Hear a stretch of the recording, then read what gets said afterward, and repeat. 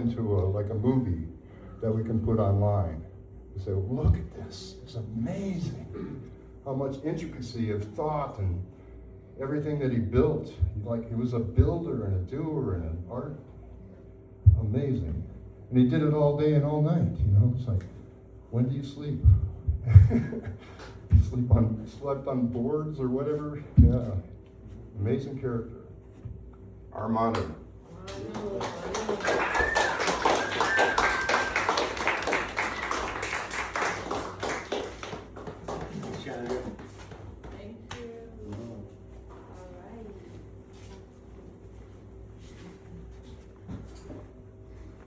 Thanks everyone for coming tonight. We got a great turnout, plenty of food. Thank you, Dave Green and Gina, for managing all that. Rosemary, especially for salad girl, Rosemary. Sweet. And people who drank my gin out back.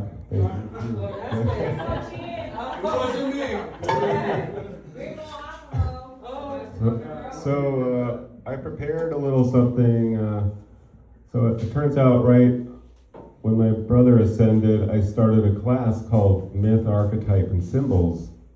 And I was like, oh, whatever. And then I opened up the first day of class, and it says death, descent, disintegration, and transformation. I was like, that's a coincidence. That's a fun coincidence. And helped me to understand what I was feeling. And it was a little complicated stuff. It was not good or bad. It was just very complex. And so we studied the symbols and the myths, the underworld myths, and I was like, that's where I'm going. I'm going to underworld emotions, and my brother too, but he actually experienced death too. So, and then the next phase is transformation. So, it got me thinking about all the transformation that he brought for all of us, including this event, which is one reason why I wanted this to be a special event, was to bring forth his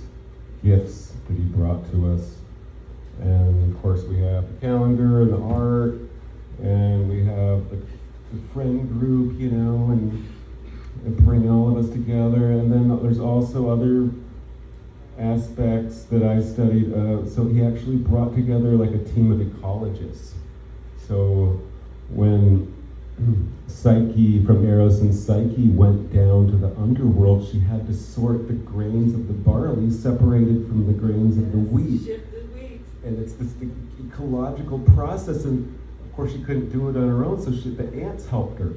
And the ants are a keystone species, and then the river Styx and the animals and the river, the beavers on the creek, on the river Styx, and it's like, yeah, that's what it comes down to, and it's just, so what we want to do is to bring that forth to the group, and also to explain that, like, we actually came up with this idea in Manu's room 10 years ago. Yes.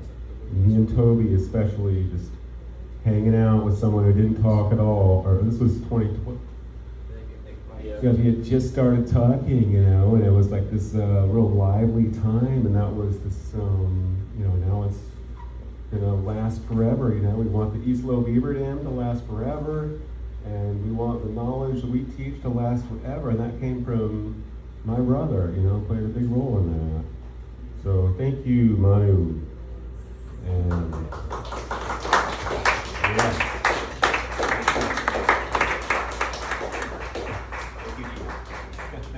So we're gonna have friends. Whoever wants to. Oh, come on. You all shared memories. Mine are wild. You always said that he's black on the inside. Thanks, Wes. How's it going, everybody? I'm Wes Brown. I don't know. Maybe you know me, maybe you don't. But, I was pretty much a feature at Manu's place. He and I were for a while I thought of Manu as my best friend. which also we were on again, off again business partners. I had a pretty good vision for what Manu could be and could do. I think as far as what I wanted to do was I wanted to collect all of the things that he said into like what I call Manuisms, and then just like have him as a character on like Twitter or something like that, just spouting his different things. One of the things that I thought was like very crucial was that Manu did not believe in death. So like, he would get mad at you if you told him like he was gonna die. Like that did not like fly with him at all. Like, so I don't like to think about Manu as being dead. I like to think of him as finally catching that UFO that he always talked about, like wanting to catch. Right. And I had like a whole like comic strip that I was planning out for us because for a while he started going by Emu instead of Manu. Like he changed his persona to Emu. And so I actually made a cartoon character, like an emu, like cartoon character, and he kind of looked like an ostrich, in a way. Like for a while, he was like very long and lanky. And then I had myself as a walrus, an emu and walrus, and so like, my first comic strip was exactly about like emu telling me about like how God was like trying to kill him, and I'm like, what? And he's like, yeah, every day God is trying to kill me. And I was like, you mean the sun? Like, he's like, yeah, the sun. It's like every day it comes into my window. It's like, and so that was like the whole comic strip though, and that was the punchline too,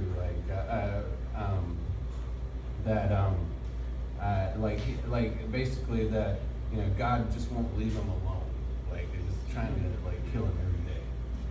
So I thought that was funny, and with that I will open it up to the next person. Come on. I know you guys have stories. I know.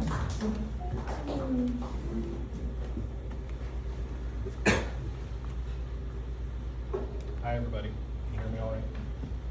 Loud. Nope, no, you can't hear me. Okay. The mic up close. How's the mic? Thank you. How's that? Yeah. Hi, I'm William Davis.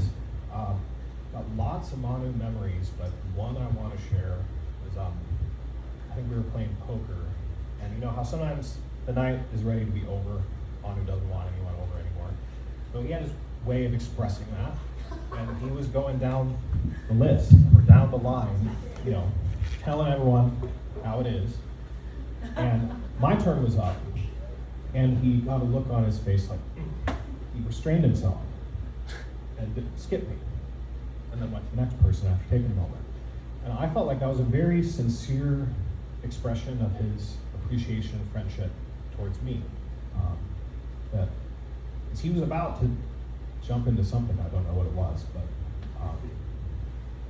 I don't know if that story really conveys how I felt about it, but I thought with how much aggravation and suffering he experienced, his restraint in that moment towards me was the best memory I can come up with for him being a true friend of mine. And I think that's the one I want to share. Other than that, I just remembered in my phone, he asked me to take photos of his room. And I believe the arrangement of his art is always in flux, is constantly changing. Actually, I would help him wire and rewire his electronics, and we'd rearrange everything every few weeks for a period. But I have photos of the room in the state of whatever day that was, with his arrangement of things.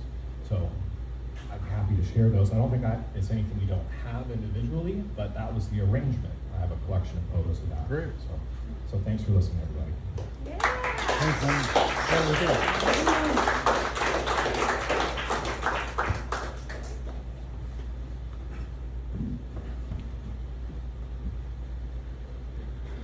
Hey y'all, yeah. So I didn't get to see Manu. Last time I saw him was about 8 months ago. I was too damn busy with my life, so I got to deal with that. Anyways, I'll work through it. But I did want to share that I spent a lot of time with him. And Chris was talking about all that underworld mythic stuff. And being in his room with him was like being in an epic. You just look around at the signs and how things are. I mean, it's a universe to itself. And I can't say who he was. I can only say who he was to me, right? And for me, the experience was being in the room with a deity. And because I think that way. I'm a metaphoric kind of geek, okay? Software geeks and metaphor geeks. And it's just like, this dude is holding it down for all of us in a certain way.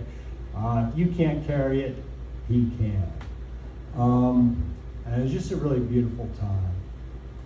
And one thing that what inspired me to come up here was a lot less ambitious or whatever.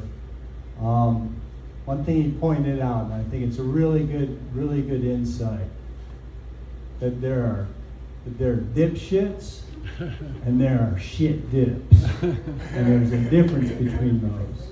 And that's important, you know. You can all be a dipshit now and then, but don't ever be a shit dip. Don't do that. All right. That's all I have.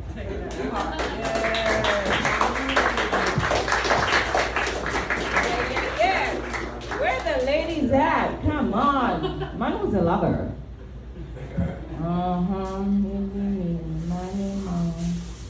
Come on.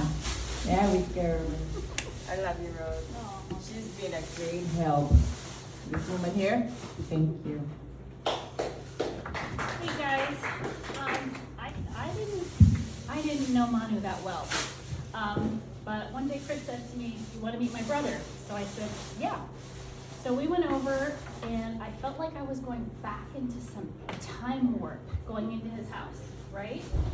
It is very unique. So it reminds me of when I was a child. My dad had.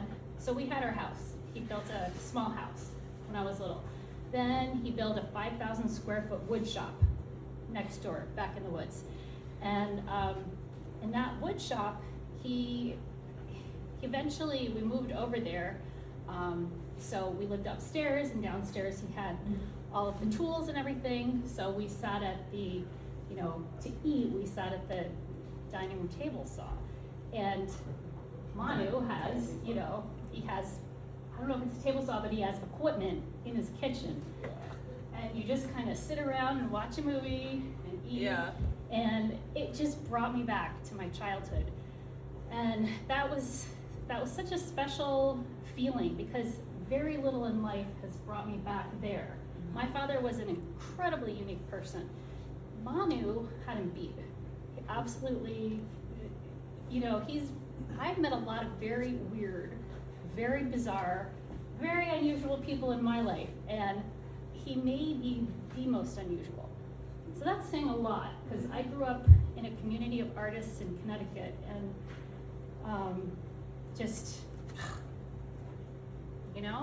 he gave me this one day, and he like imparted this feeling of, you have to take care of this, and he gave me a box to put it in, a silver box, and you have to, I'm giving you this, like it was his child, and I was watching his child.